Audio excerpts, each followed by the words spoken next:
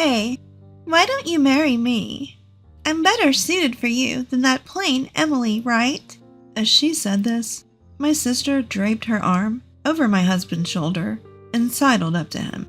Watching this, all of the restraint I had held on to until now crumbled. I felt the tightly wound thread within me snap. Stop messing around. You've always been like this. I shouted this and lunged at my sister. Just at that moment, she toppled over ungracefully, still in that awkward position. My sister opened her eyes wide. A moment of silence fell. This is the story of a certain ending that my atrocious sister and I reached. My name is Emily, 27 years old. After graduating from the literature department of a state university, I've been working as a librarian in a public library. During my lunch break, when I checked my smartphone, there was a message from my sister, Michelle, who is a year older than me. I'm going to use your blue sandals. They still look like new, but that's fine, right? I let out a sigh. My sister has always been like this since we were kids. It seems that whenever I had something, she perceived it as better than hers. She quickly covets it, gets bored, and then dumps it back onto me. My sister, even from a family member's perspective, is beautiful. I remember when we were kids, she was adored by adults and often compared to a French doll. She went to a famous private university on recommendation, and apparently even won a beauty pageant there. Now she's leveraging her beauty and working as a receptionist at a well-known company. She's living a life straight out of a fairy tale. In contrast, I'm truly plain. I have a very typical American face, and people often tell me, Emily, you're like a traditional doll. Maybe it's because of my sister's constant bullying, but I'm often told that I'm very shy and introverted. Since childhood, while my sister was playing with dolls, I was the kind of kid who would sit alone and quietly read a book, but that's fine with me. I want to live a life surrounded by books. I've studied hard with that sole intention, and now I'm working as a librarian, a job that I've always dreamed of, processing checkouts with barcodes, finding books that facility users are searching for. While working at the library, I always remember something that's from my high school days. I attended the same high school as my sister, and I was exhausted from remarks and stares like, "Oh, is this what Michelle's sister is like?" My only joy was writing book reviews of my favorite books as part of the library committee activities. Most regular high school students who are busy with clubs and romance would not pay attention to such things, but I've kept writing, hoping that they would understand the charm of my favorite books, even though I knew that no one would read them. However, there was just one person who would enthusiastically read my reviews. This male student would borrow the books that I reviewed, one after another. I felt a sense of validation, which made me happy. He was a year ahead of me in school, and our relationship was nothing more than that of a student and a librarian. Due to my introverted personality, we had never spoken, except for the borrowing procedures. Despite this, I had always remembered his name on the library card. I wondered how he was doing now. Does he still like reading books? Occasionally, I thought about him, the person who made me continue to love books. Then one day, a marriage proposal came in for my older sister. At 28, my sister Michelle was of marriageable age, so it was only natural for such talks to come up. "What? A blind date with this guy?" Michelle exaggeratedly threw the blind date photos and the man's profile on the table. The loud sound startled me as I was eating. "Well, what kind of person was he?" my mother asked. "He's just this chubby and nerdy-looking guy, and he's currently a temp. Why do I have to go on a blind date with such a guy?" "Well, if you don't like him, just reject him." Without thinking, I said that. "But he's related to some executive at our client's company. I can't just reject him. It's terrible. Michelle made a troubled face, then suddenly her expression brightened. Oh, I know. Emily, you should go on the blind date. I was shocked at her suggestion. Seeing my wide-eyed surprise, Michelle hurriedly explained. You're a respectable nerd yourself, right? You might hit it off with him. No matter how I look at it, he's not my type. But he might be perfect for you, since you're not exactly a looker. So could you please take my place this weekend? What are you talking about? I don't want to do it either. And it would be rude to the other party. And how should I explain me going in your place? It'll work out as long as you go on the date. But don't you dare tarnish my reputation. Michelle forcefully shoved the open blind date photo and profile in my direction. Looking at them, I let out a surprised sound. What? Do you have a problem? No, not at all. Thanks, Michelle. I'll accept this match. Huh? You actually like that chubby nerd? Well, I'll give him to you. I look forward to the birth of the nerdy couple. Ignoring Michelle's teasing voice, I continued to gaze at the blind date photo and the man's profile. Then, on the day of the blind date, I first apologized for Michelle's rudeness to the man on the other side, and then conveyed my wish to have a blind date with him instead. The man sitting across from me was indeed chubby, and had a nerdy aura about him, but he still looks like he used to. Yes, the man on this blind date was none other than the man who used to borrow books after reading my reviews. He, too, looked at me straight on and let out a small, were you by any chance the librarian at a high school? Yes, I was. I remembered you as well. From there, we hit it off, talking about our high school days and books, and thus began my relationship with him. Thomas was the same school year as Michelle, but she didn't seem to remember him at all. During one of our dates, Thomas said this to me. Honestly, Emily, if Michelle had shown up, I would have turned her down. Her personality is quite infamous, after all. Well, given who I am, I guess Michelle would have probably rejected me first. I'm truly sorry about what happened with my sister back then, but I was really happy to see you again, Thomas. Plus, I think you're wonderful. If you're worried about your appearance, why don't we try to lose some weight together? You're right. I've become so immersed in my work that I've stopped exercising and caring about my appearance. I'll try harder so that you won't dislike me. I'm glad to hear that, but you know, I would never dislike you just because of your appearance. We had such conversations and our dates went smoothly. Eventually, I received a proposal from Thomas and we decided to get married. My sister, who said, I've seen the fat guy's face before, didn't attend, but at the meeting of our families, everyone blessed us in a warm atmosphere. Afterward, we found a new home and decided to start our life together. And then, on the day of our wedding, having a wedding in a church in this day and age is just like plain old Emily. That dress suits you, just like a real American doll. As usual, my sister ridiculed me. Can you stop with those remarks for today? We're about to meet the family. Feeling miserable for being insulted by my sister, even in my wedding dress, Thomas and his family arrived. Good morning. We look forward to today.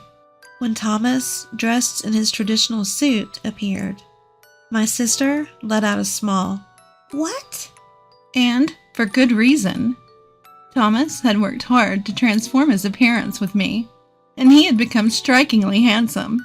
Before the ceremony began, my sister whispered in my ear, "What the heck? He looks nothing like the photo from before." Thomas worked hard. He already had a beautiful face. He just looked dull in that photo because he was overweight and had a bad haircut. I thought he had had plastic surgery. It's great that a porcelain doll like you could marry a man who looks like a movie star. Despite enduring my sister's sarcasm, we managed to get through the wedding ceremony. We had a small reception at the church, with only those who were important to us. As we were about to leave, with the happiness of being blessed. It happened. Hello there, Thomas. Thank you for marrying my ugly little sister. My drunk sister came up to us and said this.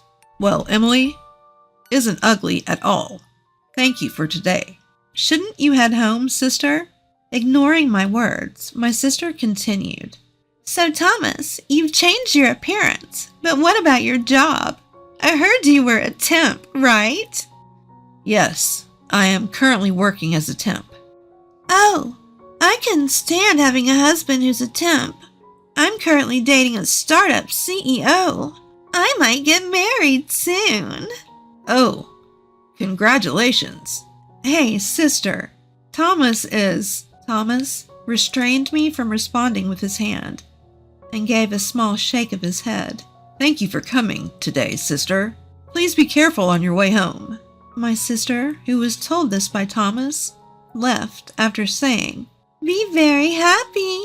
Thomas, I'm really sorry about my sister. It's all right. People like her won't change, no matter what you say. But Emily, you've had a tough time. Let's strive for happiness from now on. Thomas, thank you. And thus my married life with Thomas began. In fact, Thomas was working as a temp while trying to make it as a novelist. He had fallen in love with reading after he read some book reviews I wrote in high school, and it inspired him to start writing himself. He's only had a few pieces published in literary magazines so far, but I know that's still an impressive achievement. He's been getting paid for his manuscripts, but he admitted there was still some financial uncertainty, which is why he was balancing his job as a temp with his writing. Thomas, I have a job too, and we have some savings. Why don't you focus solely on your writing? Emily, you're always so supportive. Thank you. I'll do my best. So Thomas quit his job and dedicated himself to writing. Life wasn't easy, but I loved watching Thomas passionately dive into his manuscripts, and that kept us going. Then one day, we got a call from my sister, Michelle. She was engaged to the startup CEO she had mentioned. So next week, he's coming over to meet the family before we get married. You should come too. I really don't want to introduce him to you and your jobless husband, but it would be odd if you weren't there. Make sure you dress appropriately. Despite my annoyance at Michelle's attitude, I knew we had to attend her engagement and wedding. With that in mind, Thomas and I decided to attend the family meeting. I'm sorry you have to miss your important event that day, Thomas. It's okay, Emily. She's your sister after all. When we arrived at the meeting place, Michelle, wearing a smug expression, was there. Welcome, the antisocial couple. Be nice to my darling, will you? Ignoring her jibes, we entered the restaurant and exchanged greetings with Michelle's fiancé. He was a flashy, handsome man, a stark contrast to Thomas, but he did look capable in his profession.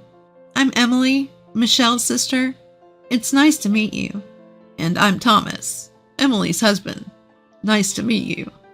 As we exchanged greetings, Michelle's fiancé, Larry, also bowed his head and said, Nice to meet you too. I tried my best to ignore my sister, who was beaming victoriously next to him. Just then, Thomas's phone rang. I'm sorry, this is important. I need to step outside for a moment. Thomas left the room, and I felt nervous. Despite having dinner with our parents, Michelle, and her fiancé, my mind was elsewhere. Then, a flustered Thomas returned to the room and whispered something in my ear. Really? Congratulations, Thomas! That's amazing! I couldn't help but raise my voice. What's the matter? Not at a time like this! My mother asked, a surprised look on her face. Thomas's novel won a major literary award, and it's going to be made into a movie. What? Is that true? Well done, Thomas. Yes, that's great, Thomas. It was worth it. All that support Emily has given you? Our parents were overjoyed. Congratulations, Thomas. I'm delighted to hear such wonderful news. Larry also applauded and offered his congratulations. Let's drink to celebrate. I'm sorry, but I need to give some interviews about the award.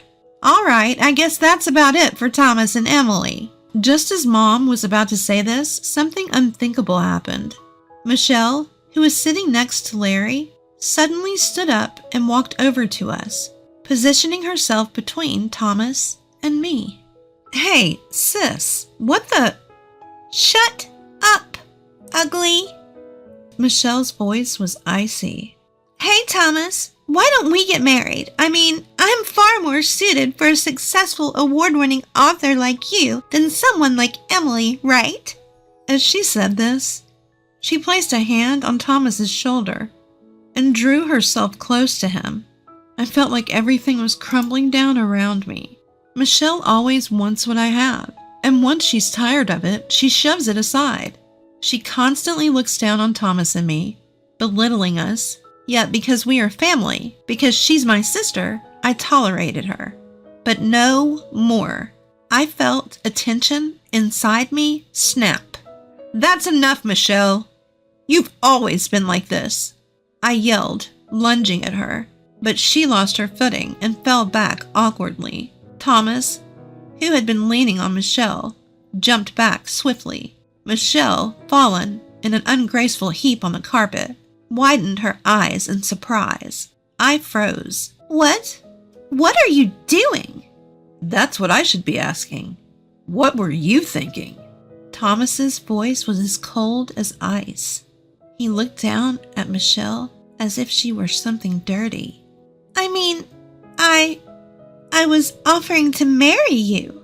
Even if I was the last man on earth, I'd say no. Emily is the only one for me for life. What? What's so good about Emily? I'm prettier. My figure is better. Emily is not only more beautiful on the outside, but also on the inside compared to you. Also, she's been by my side all this time. That's why I won these awards. Something you could never do. Thomas came over to me and put his arm around my shoulders as he said this. I could feel my anger towards Michelle melting away. Warm tears streamed down my face. What the hell? Even though I made all these advances, you rejected me. Michelle's face turned bright red, her voice trembling. Michelle, what are you doing? Do you even realize what kind of occasion this is? Isn't Larry supposed to be your fiancé? Our parents, who had come back to their senses, quickly reprimanded her, looking as if she just woke up from a dream. Michelle ran over to Larry. I'm sorry, Larry. I guess it has to be you after all. Enough. Just stop talking. Larry, who had been watching the whole time, said this as he straightened his tie. Who would want to marry a woman who throws herself at another married man at a meet and greet? Let's call this engagement off, shall we? I'm sure you understand why. Our parents turned pale. They could only nod in agreement. Wait a minute. Even you, Larry. I've already told everyone that we're getting married. It will be a problem if you don't marry me. My sister yelled, to which Larry, with a calm voice, responded. I think it's about time to excuse myself. Congratulations once again, Thomas. Best wishes. We could do nothing but bow our heads as Larry left the room. Wait a minute. Larry? No! Only the shrill sound of my sister's frantic cries echoed. I am disgusted. Don't show your face for a while. Our parents also left the restaurant, casting a contemptuous look at my sister. Emily, let's go home. I held Thomas's hand tighter as he reached for mine. Turning around, I saw my sister collapsed in a daze. Fast forward a few months, after her engagement with Larry was broken off, my sister seemed depressed for a while, but is now eagerly searching for a new marriage partner. However, she only seems to be seeking high-profile partners and men who seem to be astounded by her mercenary attitude. My sister, whose beauty has started to fade with age, is likely to have a hard time finding a marriage partner. As for us, Thomas, who was busy for a while, after winning the award, with the award ceremonies, interviews, and film releases, is now actively working on his next project. Thomas has always been kind to me, but he's now renowned as a loving husband, often sharing stories about me in his award interviews. Supporting my growing belly due to my pregnancy, I pledged to support Thomas always.